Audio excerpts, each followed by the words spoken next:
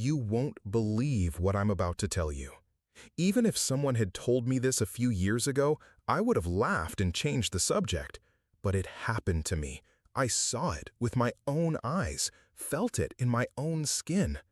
It was an ordinary Friday morning when she appeared on the hashtag 247 bus, floating as if the ground didn't exist, enveloped in a silvery light that made everyone stop talking. The Virgin Mary was there, in the middle of that crowded, stuffy bus, extending her hands to me as I was having a heart attack at 42.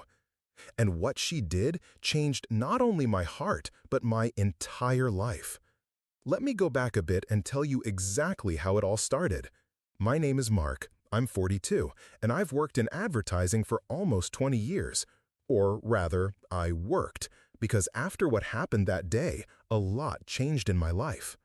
I was one of those guys who's always running, always on the edge, fueled by coffee since 5 in the morning, sleeping 4 hours a night, arguing with my family because of work.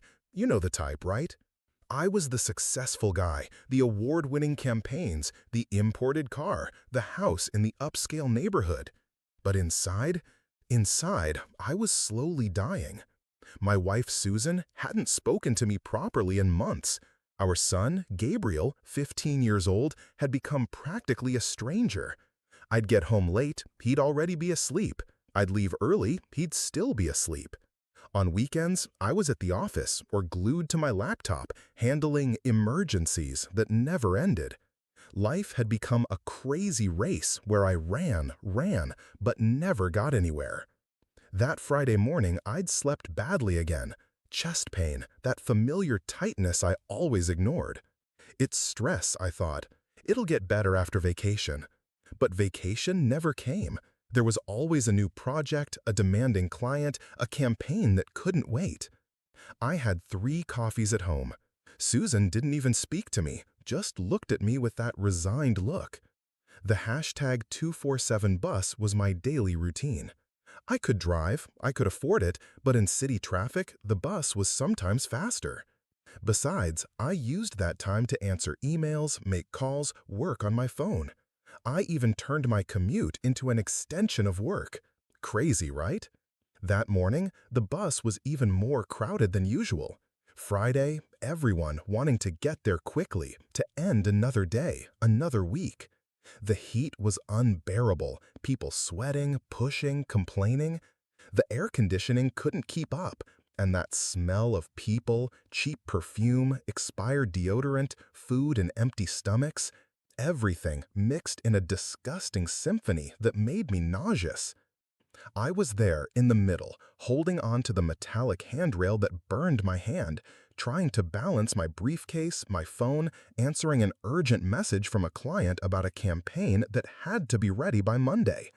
There was always something that had to be ready by Monday. My whole life was a Monday that never arrived. That's when it started. A chest pain different from the others. It wasn't that familiar twinge, that burning sensation the coffee caused. It was as if someone were squeezing my heart with an iron hand. My breathing became heavy, irregular. I tried to catch my breath, but it felt like my lungs had shrunk. The people around me started to look at me strangely.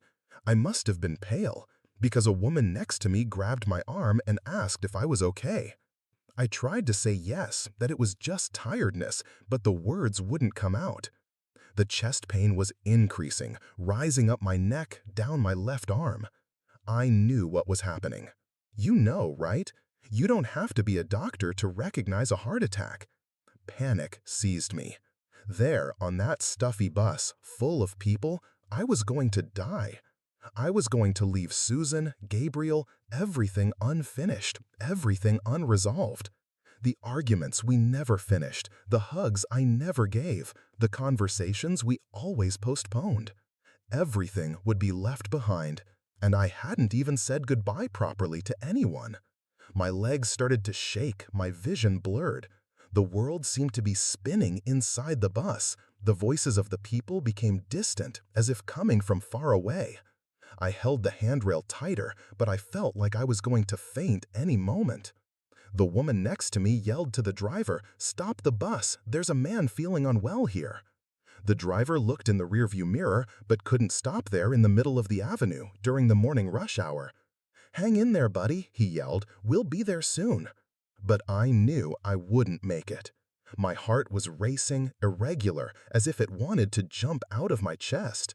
It was my end right there, surrounded by strangers who didn't even know my name. That's when the inexplicable happened. A soft light began to form at the front of the bus. At first, I thought I was hallucinating because of the lack of oxygen to my brain. But the people around me also stopped talking, stopped moving. Everyone was seeing the same thing. A silvery, serene luminosity that didn't come from any specific place, but enveloped the entire space like an embrace of light. And in the middle of that light, she appeared. It was the Virgin Mary. I know you may think it's crazy that I was having delusions because of the heart attack, but I swear to you that she was there. It wasn't a vague vision. It wasn't an impression. It was her, real, present, more real than anything I had ever seen in my life. Wearing a long, light-colored dress, her face serene and compassionate, her eyes full of a tenderness I'd never experienced. She seemed to float. Her feet didn't quite touch the floor of the bus, yet her presence filled the entire space with a maternal, protective, infinite energy. Incredibly, everyone on the bus fell silent. Children stopped crying, people stopped complaining, even the engine noise seemed to lessen. It was as if time had paused to allow for this moment. I remember thinking, this can't be real. But it was. She was there, looking directly at me, with that motherly smile that knows all your fears, all your pains, all your regrets. The pain in my chest began to subside. Not all at once, but gradually, as if someone were lifting weights from my heart.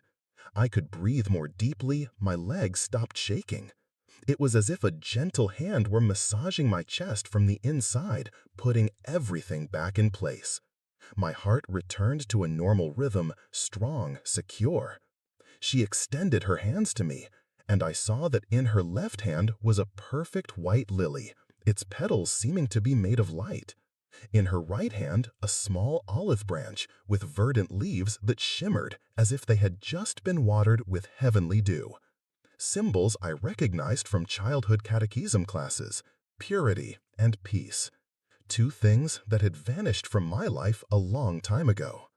Those who follow this channel know we've shared several accounts like this, experiences that defy our understanding but profoundly transform lives. If you want to continue receiving these true stories of faith and hope, don't forget to subscribe and hit the bell because we have many more moving testimonies to share with you. Inexplicably, the bus began to slow down. The driver later told me he didn't brake. The bus seemed to have a life of its own at that moment. We stopped smoothly at the next stop, as if an invisible force had guided the vehicle there. People began to exit silently, one by one, looking at me and her with a respect I'd never seen on public transport. When we were alone on the bus, she approached me. Each of her steps left a trail of golden light on the metallic floor of the vehicle. I was on my knees without realizing how I'd gotten into that position. She placed the olive branch on my chest, right over my heart, which moments before had been failing. The touch was gentle, but I felt energy coursing through my entire body, from head to toe. And then she spoke. Her voice didn't come from the air. It came from within me, as if echoing directly into my soul. "Son, trust in me. Your heart doesn't belong only to you. It belongs to those you love. Promise to live with faith and hope." Those words pierced me like a beam of light. For the first time in years, maybe decades, I felt that my life had a purpose beyond advertising contracts, impossible deadlines, and revenue targets. My heart truly wasn't just mine. It belonged to Susan, who was at home waiting for a husband who had ceased to exist long ago. It belonged to Gabriel, who needed a present father, not a ghost who paid the bills. It belonged to all the people who crossed my path and whom I had always ignored in the daily rush. At that moment, I felt my heart vibrate differently, as if it had been reconnected to a source of energy I didn't even know existed. It was as if she had restarted something in me, not just physically, but spiritually. I promised right there, still kneeling in the aisle of that bus, that I would change, that I would live with faith and hope, that I would dedicate my heart to those I loved. With a maternal wave, she began to move away. The light gradually diminished, but not abruptly. It was like a gentle, gradual sunset. I watched her slowly rise, pass through the bus ceiling as if it were made of air, and disappeared into the clear morning sky. A luminous trail remained for a few seconds. Then everything returned to normal. When I looked down, the olive branch was intact on my jacket. I opened my briefcase, and there was the lily, perfect, fragrant, real. It hadn't been a hallucination. It hadn't been a delusion caused by lack of oxygen. It had happened. I had the physical symbols to prove it. The driver called to me from the door. "You getting off, buddy? You okay now?" I stood up slowly, still somewhat dazed, and felt that my body was different. Not just my heart, which beat strongly and regularly, but everything. It was as if I had awakened from a years-long sleep, as if I had recovered a part of myself that I didn't even know I had lost. I got off the bus and stood there at the stop, holding those symbols in my hands, still processing what had happened. People rushed past to their appointments, their jobs, their hurried lives, exactly as I did every day. But I couldn't move. I stood there, looking at the sky, feeling immense gratitude for being alive, for having received a second chance. I called the office and said I wasn't coming to work that day. My secretary thought it was strange because I never missed work, not even when I was sick. But I knew I had more important things to do. I caught another bus and went home. Susan was in the kitchen making coffee, getting ready to leave for work. When she saw me arriving at that hour, she thought something serious had happened. And something had, but not in the way she imagined. I showed her the olive branch and the lily, and I told her the whole story. She looked at me like she wasn't sure whether to believe me or worry about my sanity. But when she saw the tears in my eyes, when she realized I was different, that I was actually talking to her, looking into her eyes for the first time in months, she started to believe. Not necessarily in the apparition, but in my transformation. And to her, at that moment, that's all that mattered. I spent the whole day at home.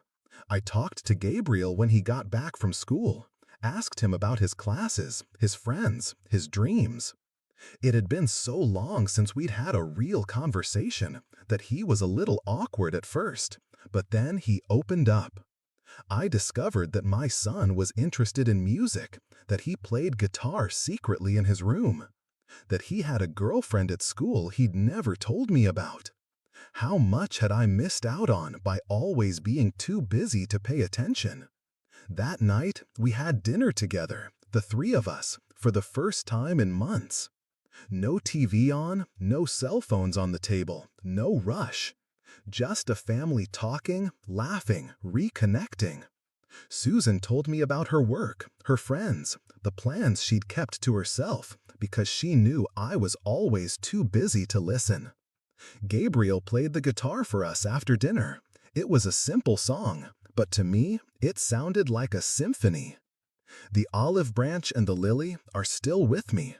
I keep them in a small wooden box on my nightstand. Every morning, before leaving for work, I look at them and remember the promise I made on that bus, to live with faith and hope, to dedicate my heart to those I loved. It's a daily reminder that life is much more than meeting deadlines and hitting targets. Many people in the prayer group ask me to tell the story of the apparition. Some believe immediately, others are skeptical, but everyone recognizes that something powerful happened in my life. It doesn't matter if it was a miracle, a hallucination caused by the heart attack, or a manifestation of my subconscious asking for a change. What matters is that it worked, that it transformed me, that it brought me back to life. I used to be one of those guys who mocked those who talked about spirituality, faith, things that couldn't be scientifically proven. Today, I understand that there are truths that go beyond graphs and statistics. There are experiences that don't fit into an Excel spreadsheet, but that are more real than any number. You know what the most incredible part of this whole story is? It wasn't just the apparition, however impressive it was. It was discovering that I had the power to change my life all along, but I was too busy to notice.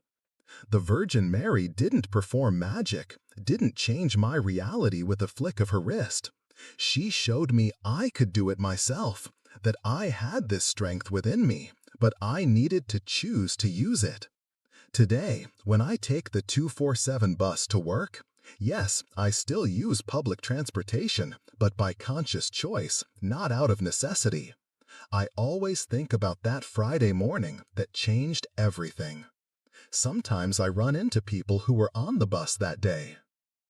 Some recognize me, others don't, but all of them, in some way, were touched by what happened there. I've seen prayer groups forming at the bus stop, people helping each other more during the ride, small gestures of kindness that didn't exist before.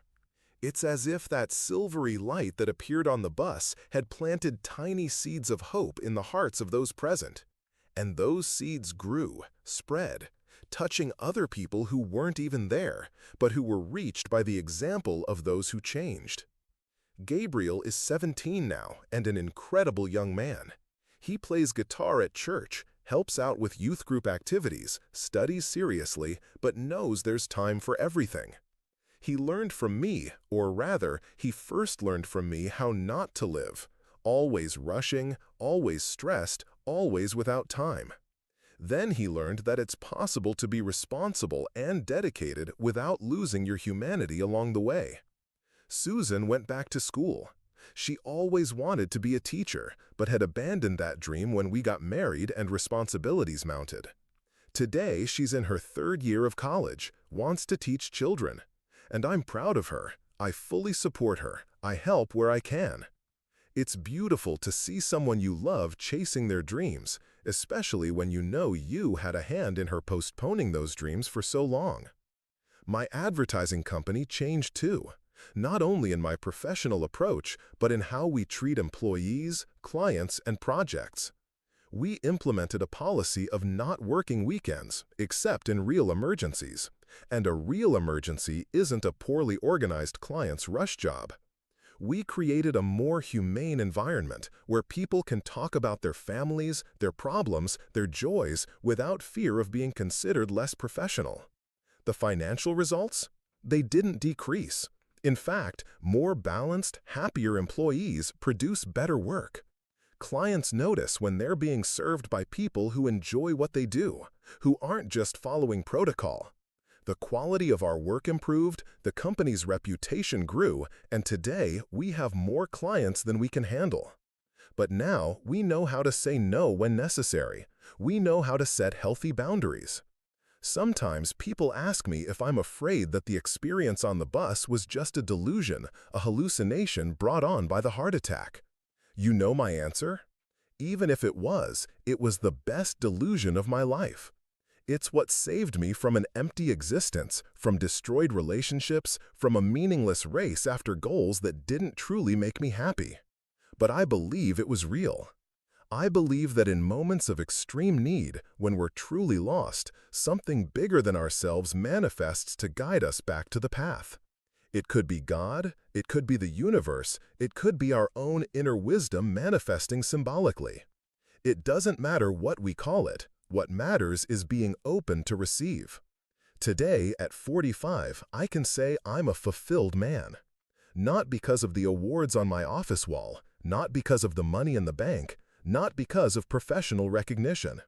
I'm fulfilled because when I get home at night, I know I lived the day fully. I worked with dedication, but I didn't forget to be a husband, a father, a friend, a human being. I have a genuine relationship with my family, friends I can call in any situation, a spiritual life that gives me strength in difficult times. I sleep well at night because I know I did my part to make the world a little better, even if only through small gestures of love and kindness. The olive branch and the lily are still fresh on my bedside table. It's been 3 years and they haven't withered, haven't lost their color, haven't lost their fragrance. Skeptics will say I found a way to preserve them artificially. That's fine. Everyone believes what they want. To me, they're a daily reminder that I received a second chance and I can't waste it.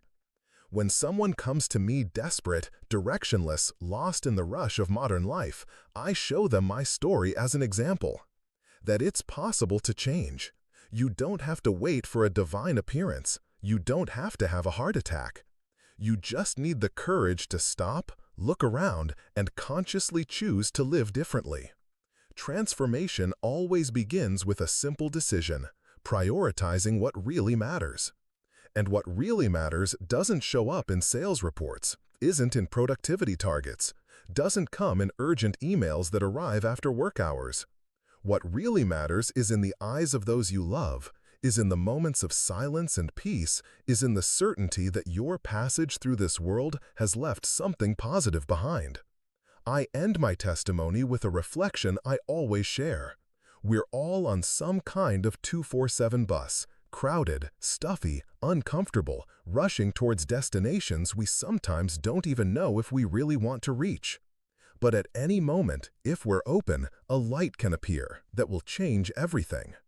It could be in a conversation with a child, in a stranger's smile, in a song that touches the heart, in a sincere prayer. The important thing is not to be too busy to notice when that light appears. The important thing is to have the courage to change when it shows there's a better way. The important thing is to always remember that our heart doesn't belong only to us. It belongs to those we love, and deserves to be used to spread faith, hope, and love wherever we go. This is my story. This is my transformation. And if it touched you in any way, if it sparked any reflection on your own lives, then the purpose of this testimony has been fulfilled. May everyone find their own light, their own second chance, their own miracle amidst the daily hustle.